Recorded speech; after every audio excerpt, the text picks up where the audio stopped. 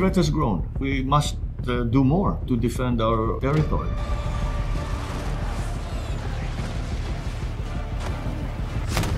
The China threat has grown.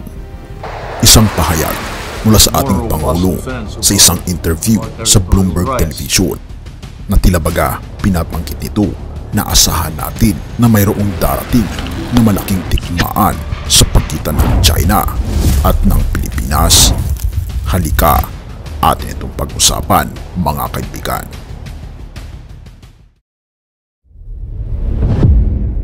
The threat has grown. Sa isang interview sa Bloomberg Television ng ating Pangulong Ferdinand Marcos Jr., binanggit niya ang banta ay lumalaki at dahil dito kailangan nating gawin ang higit pang hakbang upang protektahan ang ating teritoryo. Ika pa niya, ang mga tao ay nakakita ng pagpapatibay sa ating pagtatanggol sa teritorial na karapatan na kinikilala ng pandaigdigang komunidad sa pamamagitan ng pandaigdigang batas na ating sinusunod. Kaibigan, ang bansa ay nasa isang malaking threat ayon na rin sa ating Pangulong Bongbong Marcos Jr. At asahan natin ang pinakamalalang pangyayari upang sa ganun mayanda natin ang ating mga sarili. Ngunit ito ang binanggit ng Pangulong Bongbong Marcos Jr.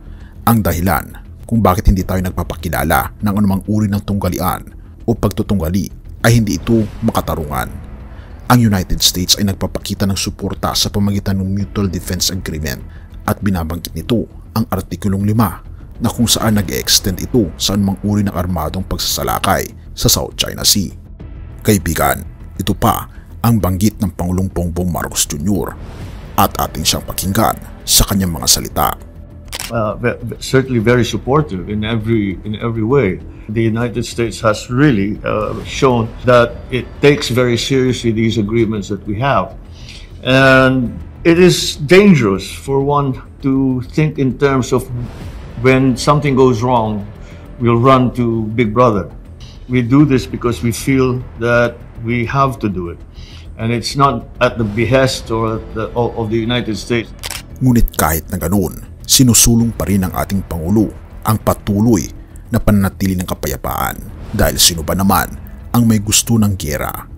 Ngunit masasabi natin na ang galaw ngayon ng Pilipinas laban sa tumitinding tensyon sa pagitan ng China, United States of America, Taiwan at Pilipinas ay makikita natin ang malaking pagbabago nito ngayong taong 2024. Isama mo pa dito ang pagsalakay sa ating mga Navy na mga barkong Chino na nagresulta sa pagkakasakit ng ating Navy.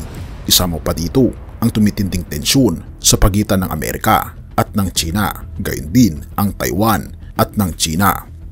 At dahil dito, pinaiigting ngayon ng Pilipinas ang ating bansa na binanggit pa ng ating Pangulo na kahit 1 inch ay hindi niya ito ibibigay sa kanino man at ipagtatanggol niya ang ating bansa.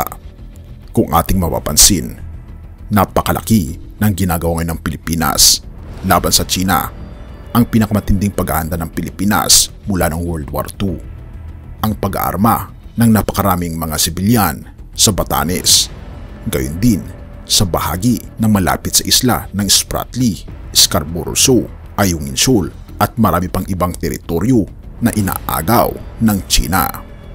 At sa malaking pananalita ng ating Pangulo, binanggit niya na naniniwala siya na tayo ay susuportahan ng Estados Unidos. Subalit, hindi tayo umaasa na agad tayong tatakbo sa kanila kapag may problema.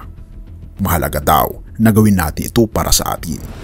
Hindi dahil sa kahilingan ito ng ibang bansa, kundi ang layunin nito ay mapanatili ang kapayapaan at iwasan ang anumang uri ng hidwaan. At kung makukuha pa rin sa pag-uusap ay ito ay gagawin ng gobyerno. Ngunit ang paghahanda ng Pilipinas laban sa China ay lalong tumitindi. At hindi na ito biro, mga kaibigan. Isang pahayag mula sa ating Pangulo na tumitindi ang threat ng China sa ating bansa. Ang tanong ay, handa na ba tayo sa matinding giyera na darating?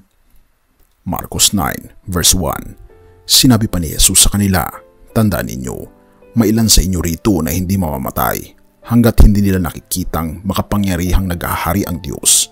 Kaibigan, lagi nating tatandaan na hindi lahat ng tao ay mamamatay. May mga tao na mananatiling buhay na makikita ang kapangyarihan ng ating Panginoong Diyos sa huling kapanahunan. At tayo ang mga taong nabubuhay sa huling kapanahunan. Ngunit kahit na tayo ay mamatay, isaalang-alang natin na ang ating buhay ay para sa ating Panginoong Diyos.